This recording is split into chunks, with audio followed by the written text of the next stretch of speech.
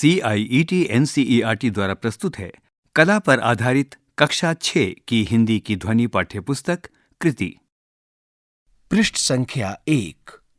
दृश्य कला रूप भेदः प्रमाणानि भावलावण्य योजनम् सादृश्यम् वर्णिका भंगः इति चित्र षडंगकम्। अर्थ: कला के 6 अंग इस प्रकार हैं: रूप भेद, प्रमाण, भाव, सौंदर्य बोध, कलाकार की दृष्टि से समानता, साधन एवं रंग का कुशल उपयोग। श्लोक स्रोत: वात्स्यायन रचित कामसूत्र की टीका जयमंगला, टीकाकार यशोधर पंडित। इस पृष्ठ पर रंग बिरंगे कागज के टुकड़ों से बना एक घोड़े का चित्र है। पृष्ठ संख्या 2। शिक्षकों के लिए कक्षा एवं संसाधन। 1. विद्यार्थियों को आराम से बैठने और कार्य करने के लिए पर्याप्त स्थान दें। 2. कक्षा में पर्याप्त प्रकाश एवं वायु का आवागमन सुनिश्चित करें। 3. यदि मौसम उपयुक्त हो तो बाहर बैठने का विकल्प प्रदान करें। 4. सामान्य कला सामग्री एवं उपकरणों की व्यवस्था करें। 5. कला सामग्री एवं विद्यार्थियों की कलाकृतियों को व्यवस्थित एवं सुरक्षित ढंग से संग्रहित करें। 6. कला प्रदर्शन के लिए प्रदर्शन पट या बोर्ड लगाया जाए जिस पर कलाकृतियां नियमित रूप से बदली जा सकें। 7. कला की समझ बनाने के लिए विद्यार्थियों को विशेष स्थलों तथा संग्रहालयों तक ले जाने की सुविधा प्रदान कीजिए। साथ ही विद्यालय में कला कार्यशालाओं का भी आयोजन कीजिए। 8. प्रासंगिक कलाकृतियों, चलचित्रों अर्थात फिल्मों एवं अन्य कला स्रोतों को दिखाने हेतु प्रोजेक्टर, कंप्यूटर, स्पीकर एवं अन्य सुविधाएं उपलब्ध कराएं। शिक्षण विधि। 1. विद्यार्थियों को अपने विचार, भावना एवं जिज्ञासा व्यक्त करने हेतु प्रोत्साहित कीजिए। विद्यार्थियों की स्वाभाविक मौलिकता को उनकी कला में प्रतिबिंबित होने दें। 2. ऐसी गतिविधियों को प्राथमिकता दें जो विद्यार्थियों को कक्षा में अन्वेषण, परीक्षण, प्रयोग एवं संवाद करने का अवसर प्रदान करती हों। 3. विद्यार्थियों को बाहरी गतिविधियों जैसे संग्रहालय, कला दीर्घाओं, कला स्टूडियो, स्थानीय बाग बगीचे, मेलों, त्योहारों या पर्वों, बाजारों इत्यादि का भ्रमण करने का अवसर प्रदान कीजिए। इससे विद्यार्थी अपने आसपास के जीवन एवं संस्कृति का अनुभव ले पाएंगे। 4. विद्यार्थियों के कार्य करके सीखने हेतु स्थानीय कलाकारों एवं शिल्पकारों को साक्षात्कार अथवा कार्यशाला अर्थात वर्कशॉप के लिए आमंत्रित करें। 5. विद्यार्थियों को कार्य की समाप्ति के पश्चात सफाई करने, उपयोग की गई सामग्री उचित स्थान में वापस रखने, उनकी देखभाल एवं रखरखाव करने की सरल आदतें अपनाने के लिए प्रेरित करें। 6. बनाई हुई कलाकृतियों के चयन एवं प्रदर्शन में विद्यार्थियों की सहभागिता सुनिश्चित करें। 7. विद्यार्थियों की स्वतः अभिव्यक्ति के विकास हेतु श्यामपट्ट अर्थात ब्लैक बोर्ड अथवा पुस्तिका में किसी भी आकार को पहले से चित्रित न करें। 8. चित्रों को बनाते समय विद्यार्थी कला के विभिन्न तत्वों, आकार, स्वरूप, रंग, मूल्य, बनावट, स्थान इत्यादि का निरीक्षण करते हुए संज्ञान लें। 9. अभ्यास करें शीर्षक के अंतर्गत जो गतिविधियां दी गई हैं वो अभ्यास का ही विस्तृत रूप हैं और उन्हें विद्यालय के पश्चात घर जाकर भी किया जा सकता है। पृष्ठ 3। अध्याय 1 वस्तु चित्रण। प्रथम अध्याय में आपका स्वागत है जहां आपकी कलात्मक दृष्टि वस्तुओं एवं वस्तु चित्रण के माध्यम से एक कहानी व्यक्त करती है। इस अध्याय में आप वस्तु चित्रण में जीवंतता प्रदान करना सीखेंगे। कैसे? उनसे जुड़ना सीखकर, उनसे संबंधित कहानियों की रचना करके, रचनात्मक सृष्टि का अवलोकन करके, उन पर पड़ने वाले प्रकाश और उससे उत्पन्न होने वाले रंग और छाया का अवलोकन करके। भले ही वो किसी बिंदु से अलग दिखाई दें, परंतु अन्य दृष्टिकोण से वो कैसे आपस में लीन हो जाते हैं। प्रत्येक चित्र आपके अवलोकन को अधिक गहन बनाएगा और आप अपने आसपास की वस्तुओं को जैसा देखते हैं, उन्हें वैसा ही चित्रित कर पाएंगे। प्रत्येक गतिविधि आपके द्विआयामी आकार पहचानने के कौशल को निखारेगी। आप समझ पाएंगे कि त्रिआयामी आकृति बनाने के लिए वस्तुओं में किस प्रकार गहराई का आभास उत्पन्न किया जाता है। आपको यहां फ्लिप बुक बनाने जैसी रोमांचक गतिविधियां भी मिलेंगी। इसलिए आप अपनी रचनात्मकता को जागृत करने और कलात्मक प्रतिभाओं को निखारने के लिए तैयार हो जाइए। इस पृष्ठ पर 2 चित्र हैं। बाईं तरफ 3 वस्तुओं के चित्र हैं, जिसके नीचे लिखा है वस्तु चित्रण, और इस पृष्ठ के दाईं तरफ एक अन्य चित्र में विभिन्न वस्तुओं को दर्शाया गया है, जिसके नीचे लिखा है विभिन्न वस्तुओं को दर्शाती हुई एक विद्यार्थी की कलाकृति। पृष्ठ 4। गतिविधि 1। अपने परिवेश की विभिन्न वस्तुओं का अन्वेषण कर उन्हें चित्रित कीजिए। अपने आसपास देखकर विभिन्न वस्तुओं का अवलोकन कीजिए। प्रत्येक वस्तु किस सामग्री से बनी है? रुकें और विचार कीजिए कि वो एक विशेष आकार की ही क्यों है। क्या उनके आकार और रूप के पीछे कोई कारण है? वस्तुओं के आसपास के स्थान का भी अवलोकन कीजिए। इधर उधर घूमें और वस्तुओं को अलग अलग दृष्टिकोणों से देखिए। कुछ समय के अवलोकन के उपरांत 2 या 3 वस्तुएं चुनिए जिन्हें आप चित्रित करना चाहते हैं। गतिविधि 2। वस्तुओं को विभिन्न प्रकार से चित्रित कीजिए। प्रत्येक व्यक्ति अलग अलग ढंग से चित्रण करता है।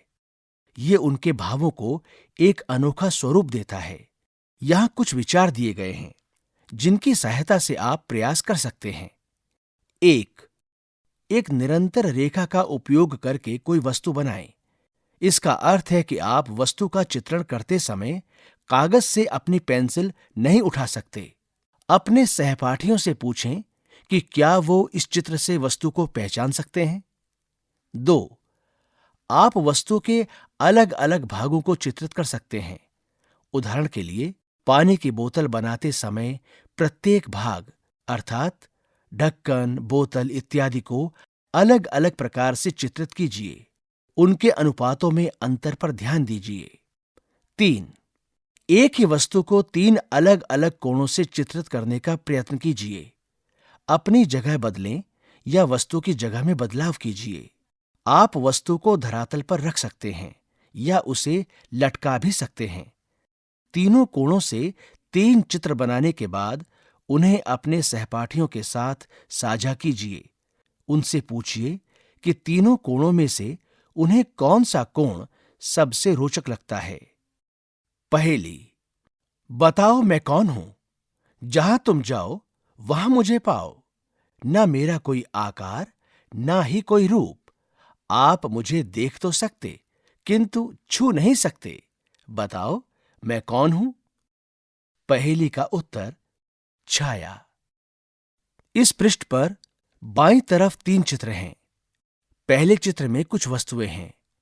दूसरे चित्र में एक छात्र पेंसिल से कागज पर चित्र बना रहा है और तीसरे चित्र में एक लड़का और एक लड़की कागज पर पेंसिल से चित्र बना रहे हैं और उसके नीचे लिखा है वस्तुओं को विभिन्न प्रकार से चित्रित करते हुए विद्यार्थी। पृष्ठ 5। अभ्यास करें। अलग अलग पदार्थों अर्थात लकड़ी, धातु, मिट्टी, प्लास्टिक, कपड़ा इत्यादि से बनी कुछ घरेलू वस्तुओं के चित्र बनाएं। इन्हें किसी प्रकाशित स्थान में रखें। उनके आकार का बाह्य रेखा चित्र बनाने के पश्चात छाया और प्रकाश वाले क्षेत्रों पर ध्यान दें। छाया के रंग एवं आकार पर ध्यान दीजिए और उन्हें भी अपने चित्र में सम्मिलित कीजिए। गतिविधि 3। प्रकाश और छाया। अपने सामने भिन्न भिन्न वस्तुओं को रख लीजिए। प्रत्येक वस्तु के आकार, रंग, छाया और उन पर पड़ने वाले प्रकाश का अवलोकन कीजिए। उनकी छाया की आकृति क्या है? वस्तु के किस ओर छाया दिखाई दे रही है? आइए एक पेंसिल से कुछ प्रयोग करके देखिए। अपनी पेंसिल से एक लयबद्ध रेखा खींचें। रेखा बनाते हुए पेंसिल पर दिए गए दबाव को घटा बढ़ाकर देखिए। क्या आप हल्के और गहरे रंग बना पाते हैं? अभ्यास के पश्चात एक नए कागज पर अपने समक्ष रखी वस्तुओं को चित्रित कीजिए। पेंसिल के माध्यम से वस्तुओं की रूपरेखा के भीतर हल्के से मध्यम और मध्यम से गहरा करते हुए रेखांकन कीजिए। वस्तु की छाया का निरीक्षण करें और इसे अपने चित्र में प्रदर्शित कीजिए।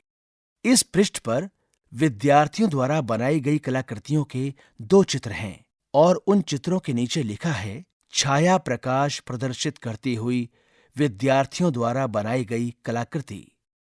पृष्ठ 6। क्या आप जानते हैं, अमृता शेरगिल एक प्रसिद्ध आधुनिक भारतीय महिला कलाकार थीं। उनका जन्म 1913 में हुआ था। उनकी मां हंगरी से थीं और उनके पिता भारतीय थे। उन्होंने पेरिस में कला का अध्ययन किया। जब वो 21 वर्ष की थीं, तो वो भारत लौट आईं। उन्होंने अपने कैनवस, तेल रंग और ब्रश के साथ छोटे नगरों और गांवों का भ्रमण किया। उनकी कलाकृतियों में गहरे मटमैले रंग हैं। वो भारतीय लोगों के साधारण जनजीवन और स्थितियों को देखकर बहुत प्रभावित हुईं और इन विषयों पर आधारित कलाकृतियां बनाईं।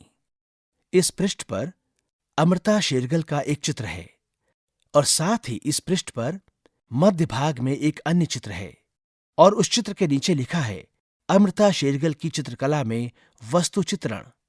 इन चित्रों में दिखाई देने वाली वस्तु, उनकी व्यवस्था, उन पर पड़ रहे प्रकाश और उससे उत्पन्न होने वाले रंग एवं छाया के बारे में विचार विमर्श कीजिए। गतिविधि 4। एक कलाकार की दृष्टि से। कलाकारों को वस्तुओं का अध्ययन करने का अभ्यास होता है।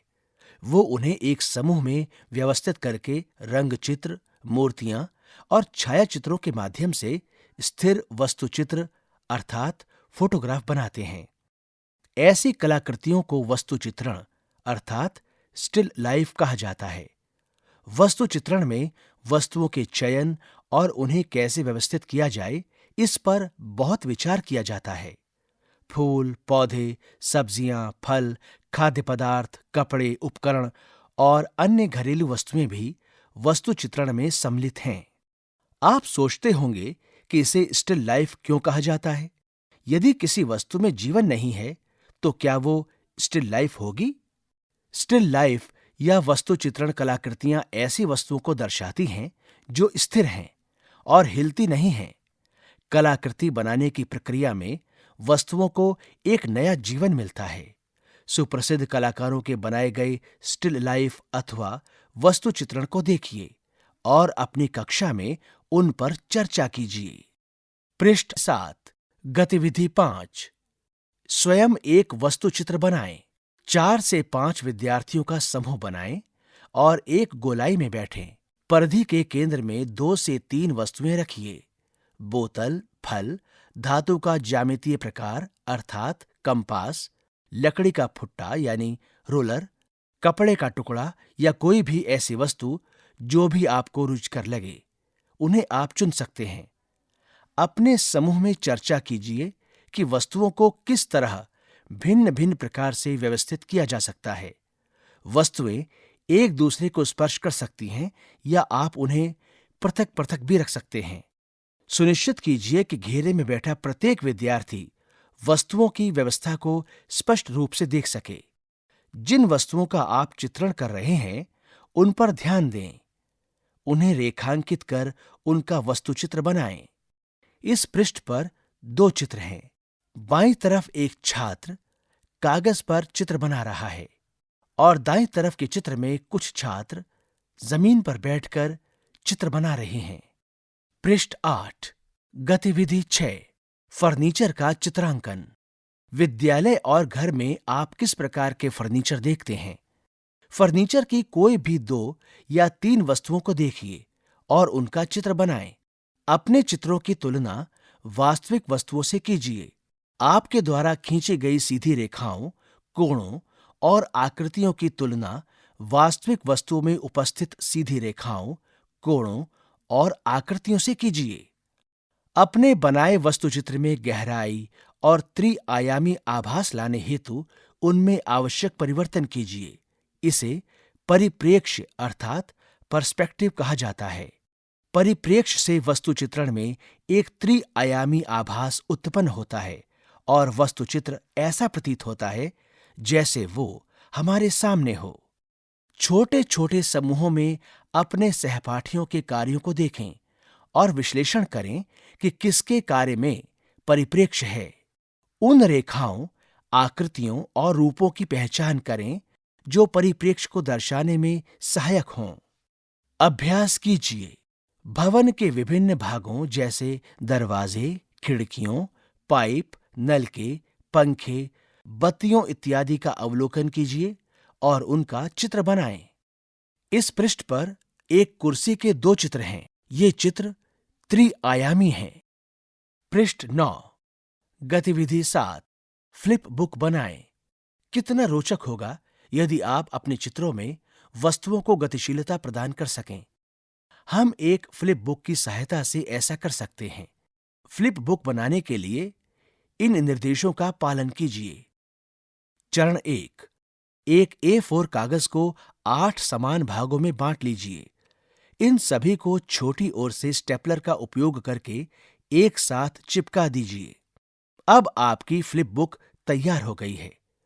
चरण 2।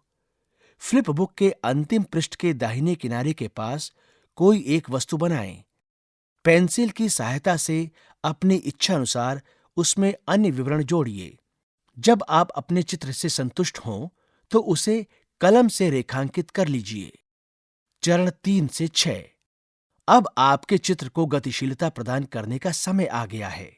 अंतिम पृष्ठ छोड़कर पहले वाले पृष्ठों पर रेखाचित्र दोहराएं और चित्र की स्थिति में थोड़ा सा परिवर्तन अवश्य कर लीजिए। इस चरण को तब तक दोहराएं जब तक कि सभी पन्नों पर थोड़े से अंतर के साथ चित्र न बन जाए। चरण 7। अपने अंगूठे की सहायता से फ्लिप बुक को शीघ्रतापूर्वक पलटें। आप अपनी बनाई वस्तु को हिलते हुए देख पाएंगे। अधिक गतिशीलता के लिए फ्लिप बुक के पृष्ठों की संख्या बढ़ाएं। यहां पर फ्लिप बुक के 7 चरणों के चित्र हैं। प्रथम अध्याय समाप्त। अभी आप सुन रहे थे कक्षा 6 की हिंदी की ध्वनि पाठ्यपुस्तक कृति। वाचन स्वर प्रवीण शर्मा, ध्वनियांकन मंजू कुमारी, निर्माण सहयोग अरशद अहमद, निर्देशन तथा निर्माण विमलेश चौधरी। यह ध्वनि पुस्तक CIET NCERT नई दिल्ली भारत द्वारा प्रस्तुत की गई।